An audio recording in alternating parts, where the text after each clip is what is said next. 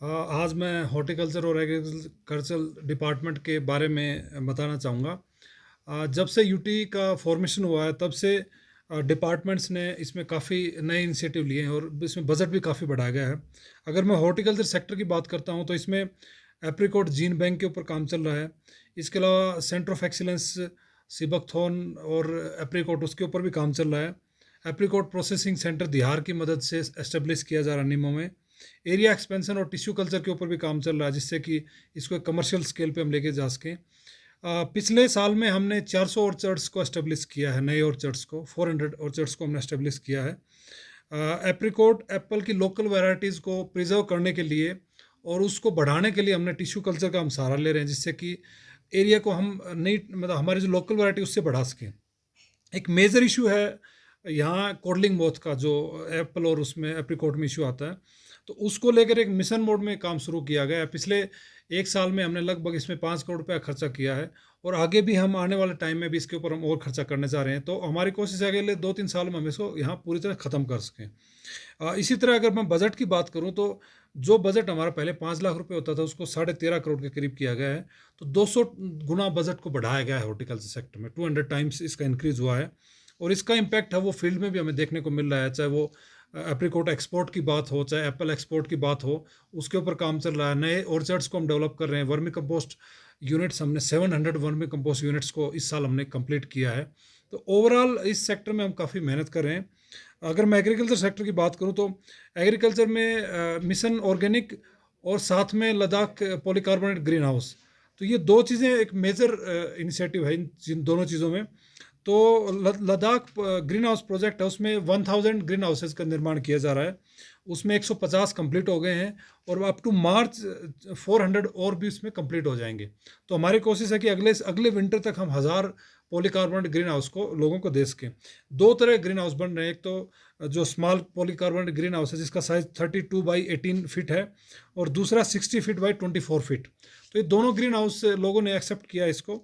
और इसमें जो इनकम की बात करूँ तो जो लार्ज ग्रीन हाउस में 1.2 लाख पर ईयर इसमें इनकम है और जो छोटा ग्रीन हाउस में 60,000 पर ईयर।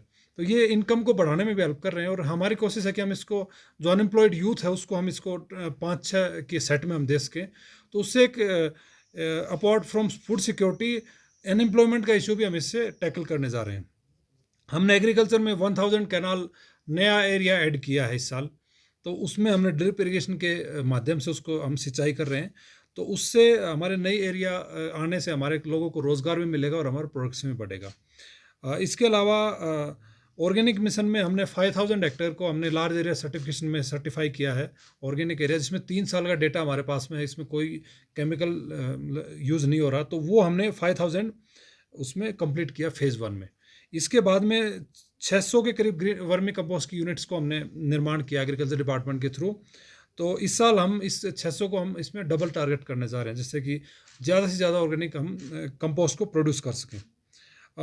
हमने केमिकल फर्टिलाइज़र के यूज़ में 30% का रिडक्शन किया है इस साल। 30% केमिकल फर्टिलाइज़र कम यूज़ किया जाएगा। और मैं ओवरऑल बात करूं तो हम यहाँ पर कोई भी ऑथराइज सेलर नहीं है किसी भी केमिकल पेस्टिसाइड का और केमिकल फर्टिलाइज़र का। तो हम उसके ऊपर बैन करने जा रहे हैं, कंप्लीट बैन करने जा रहे हैं फर्टिलाइज़र के ऊपर और केमिकल पेस्टिसाइड्स के ऊपर। और अगर कोई इश्यू आता है तो उसके लिए हमने कमेटी कॉन्स्टिट्यूट की है, वो उसके ऊपर देखिए कोई इमरजेंसी यूज़ अगर हमें करना तो उसके वो उसमें डिसाइड करेगी। वर्मी कंपोस्ट एंटरप्रेन्योर्स हम तैयार करने जा रहे हैं। जो हमारे अनएम्प्लॉयड यूथ है वो वर्मी कंपोस्ट को एक सोर्स ऑफ इनकम बनाए, क्योंकि आने वाले टाइम में लद्दाख एक ऑर्गेनिक स्टेट होगा। तो उसमें जो भी ऑर्गेनिक उसमें वर्मी कंपोस्ट की रिक्वायरमेंट होगी वो हम लोकल एंटरप्रेन्योर से हम तैयार कराएंगे और वो फिर डिपार्टमेंट लोगों को डिस्ट्रीब्यूट करेगा। तो इसमें वर्मी एंटरप्रेन्योर्स तैयार करने जा रहे हैं। इसके अलावा ट्राइकोडर्मा एंटरप्रेन्योर्स भी हम तैयार करने जा रहे हैं। ट्राइकोडर्मा आपको पता होगा एक बायो कंट्रोल एजेंट है जो डिजीज़ कंट्रोल में हेल्प करता है। तो ट्राइकोडर्मा प्रोड्यूस के लिए हमने लोकल वैरायटीज़ तैयार की हैं केवीके ने। उसको हम लोकल लेवल पे ट्राइकोडर्मा की सप्लाई को बढ़ाने के लिए हम ट्राइकोडर्मा एंटरप्रेन्योर्स को तैयार करने जा रहे हैं। उसके अलावा सीड रिप्लेसमेंट में पोटैटो और पीज़ के ऊपर काफ़ी काम किया हमने। पिछले साल काफ़ी पोटैटो का सीड रिप्लेस किया, तो हमारी उससे लगभग 30% उसमें प्रोडक्शन इंक्रीज होने की संभावना है। उसी के अलावा हम फोकस कर रहे हैं बकवीट के ऊपर, क्विनोआ के ऊपर, ऑर्गेनिक वेजिटेबल्स के ऊपर, फ्लावर्स के ऊपर। ये नए सेक्टर्स हैं जिसके ऊपर हम फोकस करने जा रहे हैं। ये आने वाले टाइम में न सिर्फ इनकम को बढ़ाएंगे, उसके अलावा जो लद्दाख में जो फूड वैरायटी है उसको भी हम बढ़ाने में इससे मदद मिलेगी। एग्रीकल्चर आउटले की मैं बात करूं तो एग्रीकल्चर आउटले से इसमें हमारा 35 टाइम्स हमने इंक्रीज किया है। जो एग्रीकल्चर आउटले पहले होता था उसको हमने 35 टाइम्स इंक्रीज किया है पिछले 1-2 साल में। तो ये एक बड़ा इसमें है। उसके अलावा इसमें कोऑपरेटिव डिपार्टमेंट में हमने ट्रेडिशनल कोल्ड स्टोरेज के ऊपर हम फोकस कर रहे हैं वेजिटेबल स्टोरेज के लिए, जिसमें पैसिव उसमें टेक्नोलॉजी यूज़ हो रही है, उसमें कोई एनर्जी यूज़ नहीं होगा। उसके अलावा रेफ्रिजरेटेड मिल्क वैन्स परचेज करने जा रहे हैं मिल्क सप्लाई बढ़ाने के लिए। बायो फर्टिलाइजर्स, वर्मी कंपोस्ट और रिगपा कंपोस्ट, इन सब के ऊपर काम किया जा रहा है कि लोकल लोग इसको प्रोड्यूस करें और लोकल हम लोगों को डिस्ट्रीब्यूट करें, ना कि हम बाहर से इंपोर्ट करें। तो उसके ऊपर काम किया जा रहा है। मिल्क फेडरेशन कॉन्स्टिट्यूट की गई है यूटी में, तो वो उसका काम ये होगा कि दोनों डिस्ट्रिक्ट में मिल्क को लेकर, पास्चरेशन प्लांट को लेकर, मिल्क सेक्टर को बढ़ाने को लेकर उसमें काम चल रहा है और पहली बार मिल्क फेडरेशन कॉन्स्टिट्यूट की गई है। उसके अलावा कोऑपरेटिव का जो बजट है वो 93 लाख से 12 करोड़ किया गया है, जो लगभग 12 गुना का इंक्रीज़ है। तो इस सेक्टर में काफ़ी काम हम कोशिश कर रहे हैं। कार्बन न्यूट्रल लद्दाख और ऑर्गेनिक लद्दाख, ये दो मेजर हमारे टारगेट्स हैं लद्दाख में। तो कार्बन न्यूट्रल आपको पता होगा, ऑनरेबल प्राइम मिनिस्टर का विज़न के हिसाब से हम इसमें काम कर रहे हैं। तो ये सभी डिपार्टमेंट्स इसके ऊपर काम कर रहे हैं। सोलर पैसिव टेक्नोलॉजीज का यूज़ किया जा रहा है इसमें। पीएम कुसुम को स्कीम को भी हम इसमें यूज़ कर रहे हैं, जिसमें सोलर पंप्स यूज़ किए जाएंगे फार्मर्स के द्वारा और सोलर लिफ्टिंग का काम किया जाएगा। इसी तरह कोई डीजी सेट्स हम डिपार्टमेंट्स में परचेज नहीं कर रहे एग्रीकल्चर में। कोई केमिकल्स का यूज़ हम किसी भी तरह इंकरेज नहीं कर रहे हैं। ट्रेडिशनल स्टोरेज के ऊपर हम जा रहे हैं, ड्रिप इरिगेशन के ऊपर हम जा रहे हैं। ऑर्गेनिक जो प्रोडक्ट हैं उसको हम मार्केटिंग और उसकी प्रोसेसिंग में हम हेल्प कर रहे हैं।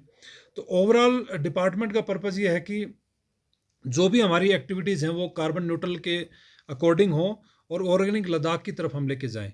तो इसमें हमारे पास में काफ़ी चैलेंजेस भी हैं इस सेक्टर में लेके, लेकिन जो हमें जो सेंट्रल गवर्नमेंट से जो हमें सपोर्ट मिल रहा है और उसके अलावा जो फार्मर्स का जो इनिशिएटिव है उससे हमें काफ़ी मदद मिल रही है। और हमारी कोशिश है कि जो भी टारगेट्स हैं यूटी में आने वाले अगले 2-3 साल में हम उसको कंप्लीट करेंगे और लद्दाख अपने आप में फूड में सेल्फ सफिशिएंसी होगी। वो टूरिस्ट को डिमांड को भी पूरा करेगा और कुछ हद तक हम आर्मी की डिमांड को भी पूरा करेंगे। तो इसको लेकर डिपार्टमेंट में एक्शन प्लान भी तैयार हो चुका है और उसके ऊपर काम चल रहा है। तो आने वाले समय में हम इसमें काफ़ी प्रोग्रेस करेंगे।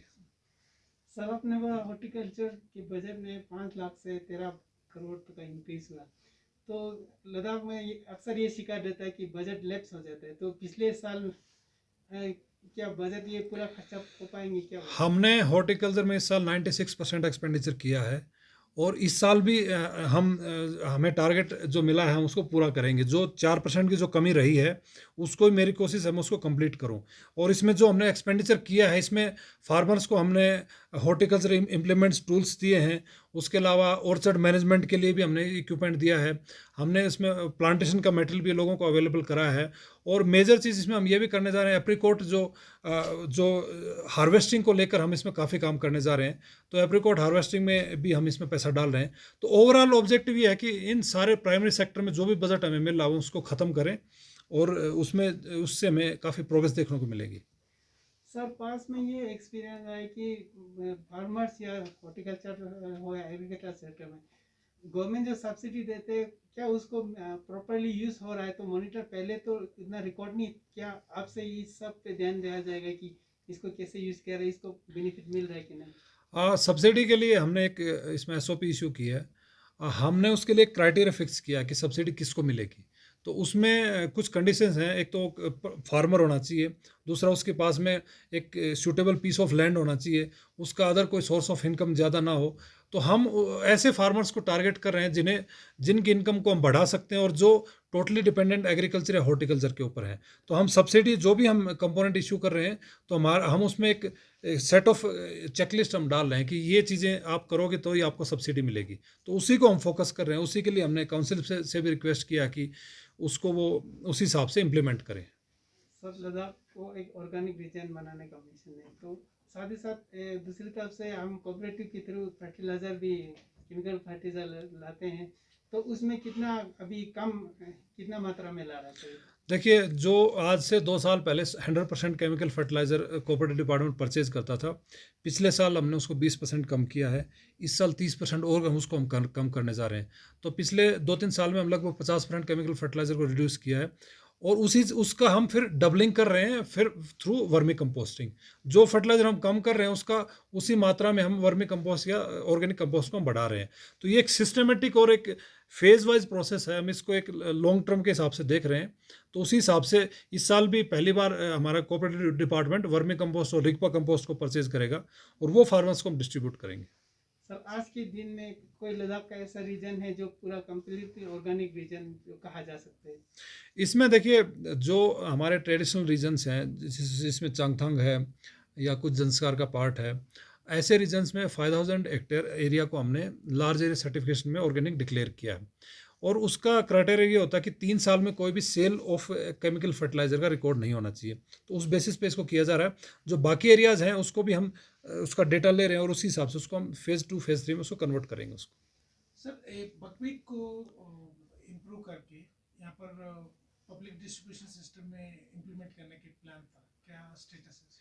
इसमें हमने इस साल इसमें बकवीट में हमने इसमें बजट में रखा है इसको और उसको हम प्रोक्योर कर रहे हैं, उसको हम डिस्ट्रीब्यूट करेंगे फार्मर्स में सीड को।